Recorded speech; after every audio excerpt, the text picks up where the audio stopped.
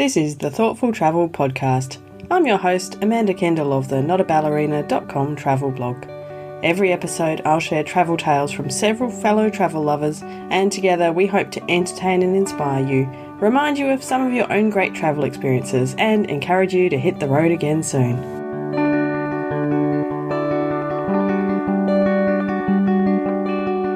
Hello and welcome to episode 324 of the Thoughtful Travel Podcast about friends from travelling.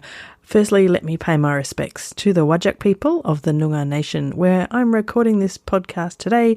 It's a grey, gloomy day because we're having our very short winter stint, so it's actually nice. I can snuggle up in a cosy blanket while I record. This topic of friends from travelling is one that I really love. I have so many really fabulous friends I have made on my travels, and one of the bestest, loveliest of those is Cham. You might know, if you've been following in the group or on Instagram, that I've relatively recently come back from a trip to the UK, and we went to the UK to go to Cham's wedding. And Cham is the ultimate friend from travelling. We met while he was guiding in Cambodia, and we have met up in other parts of the world, especially across Southeast Asia, and now, of course, also in England. So, I'm very, very grateful for these special friends, and I'm very grateful for the stories that are featuring in today's episode because, I don't know, they're just really heartwarming and lovely.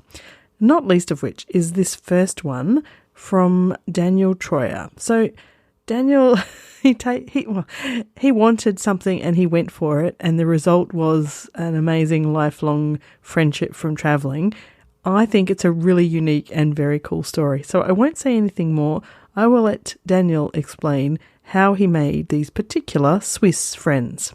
About 10 years ago, I was backpacking through Switzerland, the Swiss Alps. I came across this small village that was tucked away in the corner of the Swiss Alps with only about 75 people living there. And I'd never experienced anything like this, as far as it was such a tiny village and just surrounded by mountains everywhere. And I was so curious about, like, who lives here? Like, this is real life. People actually live here and this is their community. And I spent a couple of days there, and I came back home, and then for 2 years, I just kept thinking, I would love to go back there, but if I were to go back there, it'd be so cool to actually live there. And so what I did was I searched on Facebook the name of the village, and one person popped up, and it was this family's daughter who had a Facebook. And I sent her a message, and I said, I know we don't know each other, but do you or your family happen to need help this summer working on your farm? And she responded, and she said, yeah, actually, we do need help, right? And so instantly, I just booked a plane ticket to Switzerland, and for the whole summer, and I went out there, and I wasn't sure what to expect, etc., right? Yeah. And so I show up to this family's door, and they don't speak any English, and at that point, I didn't speak any German at all. Right. Right? And so I remember thinking, I'm not really sure what I got myself into, right? And as, the first week or so, they showed me, how to make hay and how to build fences and how to herd cattle. And when we didn't understand each other, we would just use our hands to communicate, right? And so slowly I started learning about the culture, and I started to, share some laughs with them. And we would share all of our meals every day together, and we would spend all day, working out in the fields, and I would sleep in the attic. And so I spent the summer there doing this with them. So cool. I feel so fortunate, and when it was time to say goodbye, I remember feeling pretty emotional about it, right? And then they invited me back the next summer, right? And I studied a little more German this time so I could communicate a little bit better. And then for 3 more summers, so 5 summers total, I ended up going back and staying with this wonderful family. And I mean, it's in the most beautiful place I've ever been in Switzerland, but that's secondary to the connection I have with these people. And it's these moments that's so beautiful because they have lived such a different life than me. They're in their 70s, and they've lived their whole life in this small mountain village. It's hard to imagine, isn't it? It really is, Amanda. Yeah, definitely. And it really taught me that, yes, as far as we've definitely had some different life experiences, but that doesn't mean that we still can't connect. And even though there's a language barrier, we were still able to connect. And now, they literally feel like family to me. I bet. And it's so special to make that connection, and it gives me hope for just the idea of other times when you travel, even if you don't speak the language, you can still bond with somebody because we're sharing human experiences together. Absolutely. And this is such a lovely example. They were actually perfect strangers. You know, you hadn't even kind of met and hit it off and then become friends. You were like kind of basically landed on their doorstep through having, you know, fallen in love with their little village. And yet you developed this fabulous bond. And I think that working together and that kind of stuff is probably very helpful for that as well. That sounds incredible. I love the bravery of doing this. Thank you. I feel so fortunate, and it just taught me. I mean, sometimes just if you have an idea, just give it a shot, and you never know what can happen. Yeah, yes, exactly. Rather than wistfully thinking, "Oh, I've got this lovely photo, I'd love to go back and live there," you actually like proactively went out and found a way to do it. That's it's pretty amazing. Very fortunate I was there this past summer, you know, and I just love them so much. And yeah. And can you speak pretty good German now? Swiss German, though, probably. Yeah, it's Swiss German, so it's very unique from other regions in Switzerland. But yeah, I speak enough to where we can actually like express how we're feeling and have conversations, and it's so special to have that bond with them. Not only is that one of the coolest ways I've ever heard of making friends on your travels, I also am profoundly impressed by Daniel being able to pick up Swiss German. I can speak German really well, but Swiss German stumps me every time. Anyway, my next guest is Rupert Grey, and you may recall back in episode 316 that Rupert explained to us his first trip to Bangladesh back in the early 90s. Something else important happened on that trip, and it was meeting a friend he has now had for many decades, Shahidul Alam. And it's a wonderful story to hear Rupert tell about this friendship made from travels. Making friends when we travel, I think, is a very special way to get a window into another place. It is, and Shahidul was certainly that. He was 17 when the war happened. The 1971 war to fight for Bangladesh's freedom from Pakistan is fundamental to their understanding anything about Bangladesh. Right. He was 17 at the time, and he had to leave. His family was one of the more prominent families in Bangladesh. They were one of the relatively few families in that position to not be massacred in the great slaughter that happened at the end of the war. Right. And he left shortly afterwards and finished his education in England. And he was here. I didn't know him, but he was here for quite a long time. By the time I met him, he was well set on his career as a photographer, but not well known. Mm. The conversations that we had were were sort of what led to my going back and becoming a close friend of his. Mm. And the first time I went back in 2004, the incident that sort of made me realize that what he was doing was extraordinary and instructive in many ways was when we were driving together with, I think, others in his rather battered car from New Dhaka to Old Dhaka. And the traffic lights in Dhaka are very long. You wait about 10 minutes. Oh, whoa, 10 minutes? Yeah, literally 10 minutes. Whoa. I never quite understood why, but it may have something to do with the fact that well, it probably doesn't, but the result is that all the beggars come running around the cars and ask for bakshish as they would. And the windows in Shahidul's car are always open. A young girl came up to him, aged, I suppose, about 14, and they talked in Bangla. And, of course, I didn't understand what they were talking about, but clearly they knew each other from before. Uh-huh. And this was a random traffic light in the middle of a big city. So we went on after the lights changed, and I said to Shahidul, "You seem to know that girl." He said, "Oh, yes." He said, "I've known her for some time." And I said, "Well, how did you know her?" And he said, "Well, some years before, he worked out that when the beggars came up and asked for bakshish, they would do a lot better if they had something to sell. Mm. But the problem they had in selling things is they couldn't get them at the right price to be able to sell at the same or lesser price than the local shops. And you can't do that unless you put up a wholesale bond in those days." So Shahidul decided to put up a bond for half a dozen particular things that he thought would sell well at traffic lights. Mm. So bottled water, newspapers, a map of Dhaka. I forget the other ones. So there were another 3 or 4. Mm-hmm. And because he put up the bond, they could buy it cheap, and then they could undercut or sell the same price as the local shops. And as he got to know them through this was near the end, but not yet at the end of the analog era in photography. Right. And he started giving them those cheap Instamatic cameras with a roll of film. Yeah. But they developed the roll of film unless they came back to him, and he taught them how to use it. So gradually he built up this sort of team of young, poor photographers coming to his darkroom, and then he showed them how to develop and how to print and so on. Amazing. And that led to him forming a group of young photographers called Out of Focus, which was part of the overall plan that he was developing to teach photography and to start a school of photography, which he did. And that school is called Pathshala, and it's probably now I was going to say the best, but it's never a very clever word.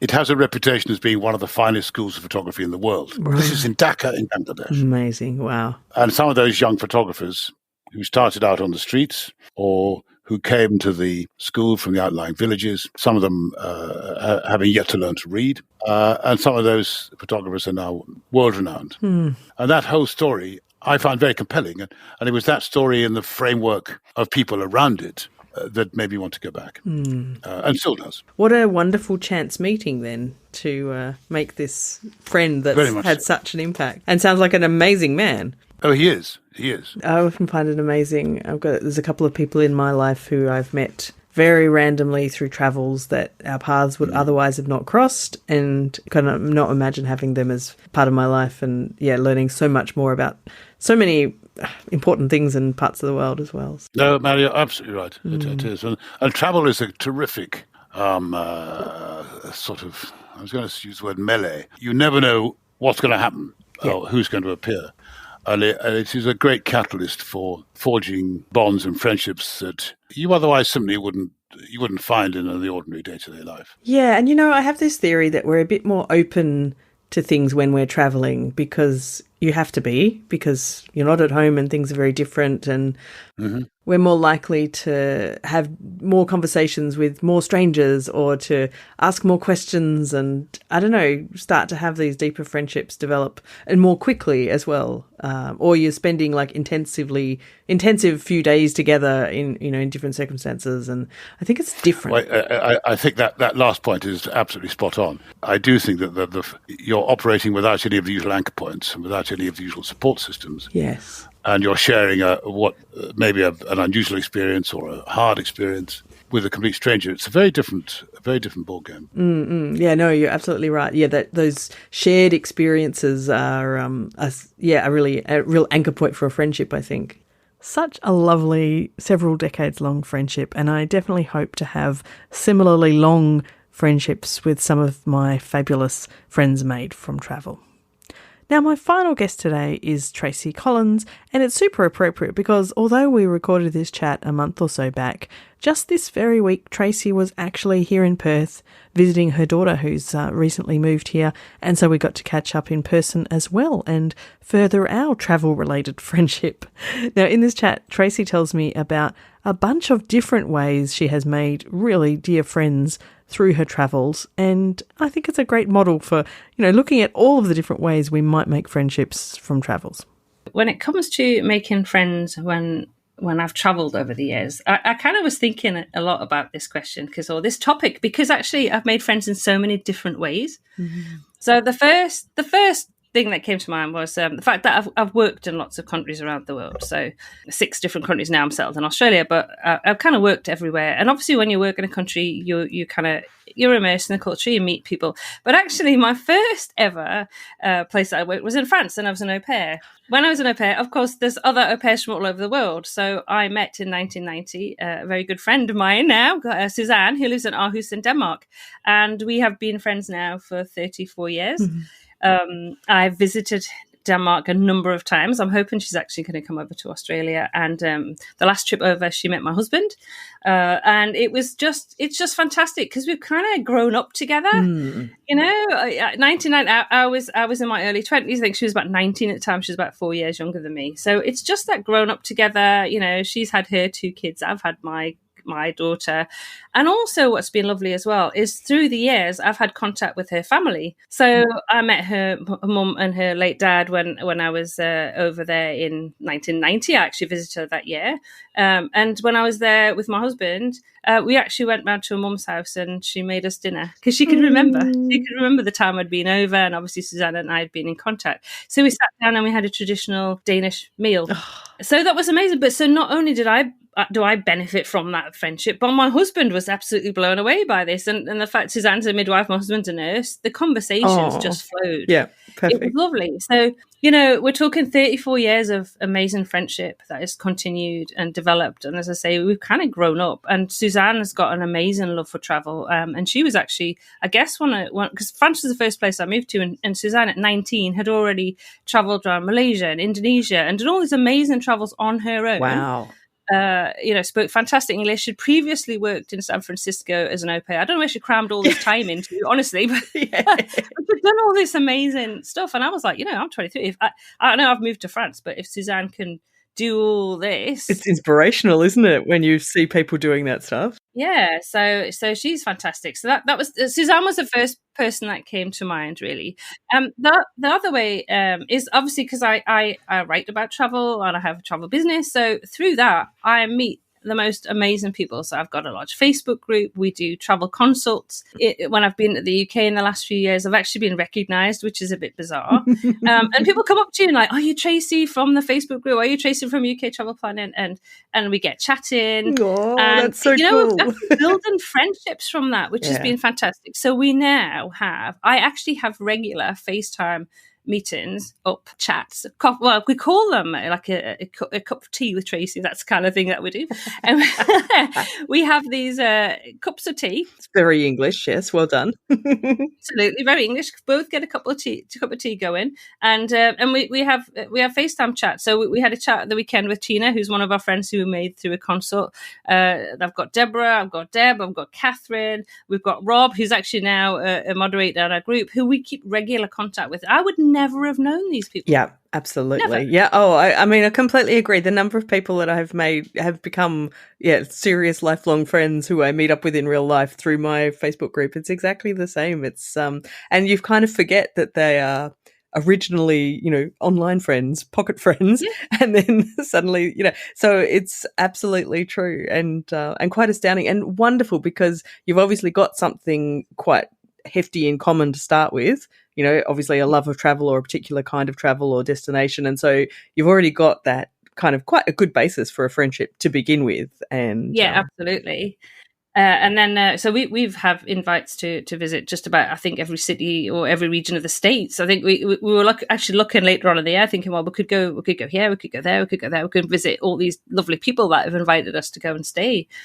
So that's been lovely. It's just been a lovely kind of side effect. And then obviously also I talk to lots of travel bloggers, travel podcasters, travel writers. So that has built up friendships as well. So I've just come back from India, and in India, I met up with one of my travel blogger friends who flew over, and another travel blogger friend who lives in Singapore, who I met at a conference a couple of years ago, at a TBEX conference. So that was the first time that Paul and I had met. So I've actually subsequently stayed with her in Singapore twice, and she actually joined myself and Melissa in India as well. Perfect. So, that to me, it's just the magic of that love for travel, and that yes, we have got something in common, but it still strikes a really deep friendship. I love it. I love the fact that I've got friends all over the world. It's just it's an absolute pleasure to kind of chat when I can get the time zone right, to chat to everybody.